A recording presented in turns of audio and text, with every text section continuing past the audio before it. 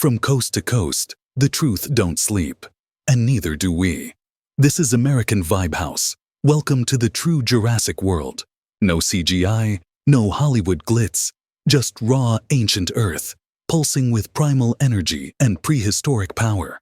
We're diving over 150 million years back in time, to an era where monsters walked, flew, and swam through a world entirely alien, yet fundamentally foundational to what we know today. The Jurassic period, spanning roughly from 201 to 145 million years ago, was a golden chapter in the Earth's deep past, sandwiched between the Triassic and the Cretaceous in what scientists call the Mesozoic era, the age of reptiles. This wasn't just a time, it was an explosion of life, a planet reinventing itself after the chaos of the Triassic-Jurassic extinction, an evolutionary reset that wiped out nearly half of Earth's species and cleared the stage for something bigger, bolder, and far more spectacular: the age of the dinosaurs. At the dawn of this era, the supercontinent Pangaea, once a unified landmass, began to tear itself apart with slow but unstoppable tectonic force. Massive rift valleys opened up, volcanoes erupted with fury, and oceans spilled into new basins.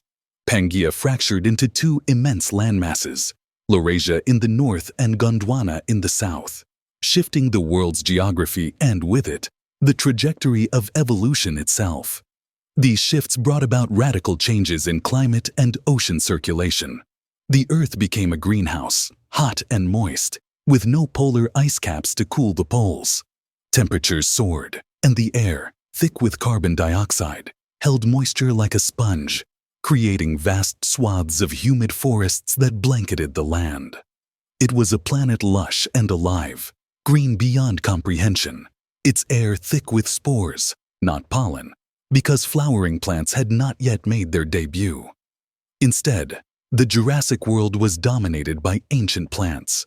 Conifers like araucarias and podocarps towered over the landscape, while cycads, ginkgos, and tree ferns formed dense canopies and forest floors. These plants didn't just decorate the landscape, they were the lifeblood of the herbivorous giants.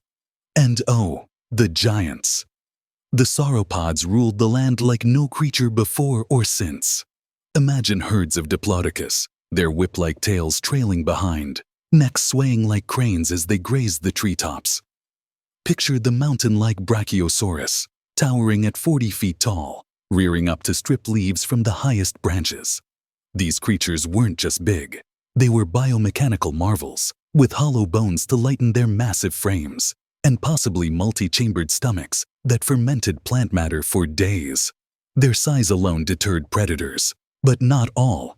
The theropods, the fearsome flesh-eating dinosaurs, stalked these herds like wolves among cattle. Allosaurus, the apex predator of the Jurassic, had jaws that opened wide like a bear trap and arms lined with killer claws. Its brain was honed for the hunt, and its teeth were serrated for maximum carnage. Ceratosaurus, with its distinctive horned snout, was a formidable stalker, perhaps ambushing prey in forests or near rivers. Megalosaurus, one of the first dinosaurs ever discovered, added to the fearsome roster. These weren't mindless beasts. They were smart, fast, and efficient killers, honed by millions of years of natural selection. But not every dinosaur was colossal or carnivorous. The Jurassic was an evolutionary playground. Armored dinosaurs like Stegosaurus evolved impressive defenses, including the iconic Thagomizer, a spiked tail capable of puncturing predators. Its large backplates may have helped with temperature regulation or visual display. Smaller herbivores like Camptosaurus and Dryosaurus darted between ferns and shrubs, wary of any movement in the forest shadows. These creatures filled every ecological role, from grazers to browsers, from runners to diggers, shaping and being shaped by their environment. Above it all, the skies buzzed with life. Pterosaurs, the first vertebrates to master flight, soared over coastlines and forests. Rhamphorhynchus, with its long tail and diamond-shaped vein, darted through the air like a fighter jet, while larger species like Pterodactylus ruled the thermal currents. Though not technically dinosaurs, Pterosaurs evolved alongside them and shared many anatomical innovations. And then came a miracle of evolution, Archaeopteryx. With feathered wings, a bony tail, and teeth in its beak, it stood as the evolutionary bridge between dinosaurs and modern birds, a living mosaic of traits, capturing a moment of transformation in evolutionary time. While land and sky teemed with life, the oceans were a different kind of battlefield. Marine reptiles ruled these warm, shallow seas. Ichthyosaurs resembled dolphins, but were cold-blooded predators with massive eyes adapted to deep diving. Plesiosaurs glided through the water with their long necks and paddle-like limbs, hunting fish and squid with precision.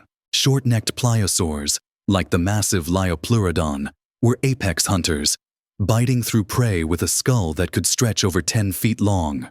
These oceans also swarmed with ammonites, spiraled-shelled cephalopods whose fossils now tell the tale of ancient marine biodiversity. Giant belemnites, relatives of modern squids, darted through the waters like torpedoes. Coral reefs, built by early scleractinian corals, provided shelter and structure, much like today. The atmosphere of the Jurassic was a greenhouse dreamscape. CO2 levels were 4 to 5 times higher than today, driving temperatures skyward. This created a climate of perpetual warmth, with little difference between equator and pole. Rainfall was heavy, nourishing forests and swamps, and fueling frequent electrical storms. These storms sparked wildfires that reset entire ecosystems, clearing space for new growth. In this dynamic cycle of destruction and renewal, evolution accelerated. Life adapted, diversified, and thrived. And quietly, in the underbrush, something else stirred. Tiny mammals, shrew-like, warm-blooded, and nocturnal, began their evolutionary journey. They nibbled insects, hid from predators, and developed complex brains. Though overshadowed by dinosaurs, they represent the future, our future. Their success in these hidden niches laid the groundwork for the mammalian explosion that would come long after the dinosaurs fell. The fossil record from this period is a treasure chest of discovery. In the Morrison Formation of North America, paleontologists have uncovered entire dinosaur graveyards. Stegosaurus skeletons still locked in ancient battles with Allosaurus. Sauropod footprints stretched across ancient floodplains. The Solnhofen limestone in Germany gave us Archaeopteryx, so perfectly preserved that even its feathers whisper across the eons. In China, exceptional fossils have revealed feathered dinosaurs, changing everything we thought we knew about these creatures. Fossils aren't just bones, they're blueprints of life, snapshots frozen in stone. Today, paleontologists use every tool at their disposal to bring this world back to life. CT scans peer inside fossilized skulls to reveal brain cavities. Isotope analysis decodes ancient diets and climates. 3D modeling reconstructs the gait of giants. We now know that many theropods were likely covered in feathers. We've identified nesting behaviors, growth rates, and even social structures. What once was speculation is now science, and what once was fantasy is now fact. The line between dinosaur and bird blurs more with every discovery. And yet, all things change. The Jurassic did not end in apocalypse, but in transition.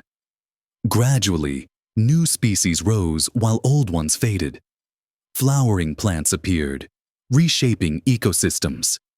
Continental drift continued, isolating populations and spurring evolution. The Cretaceous period began with promise and ended in cataclysm. But the Jurassic remains the heart of the dinosaur age, the era of giants, of experiments, of nature's boldest designs. Its legacy is everywhere. Birds, our feathered friends, are the direct descendants of Jurassic theropods. Trees in our parks echo the ancient flora.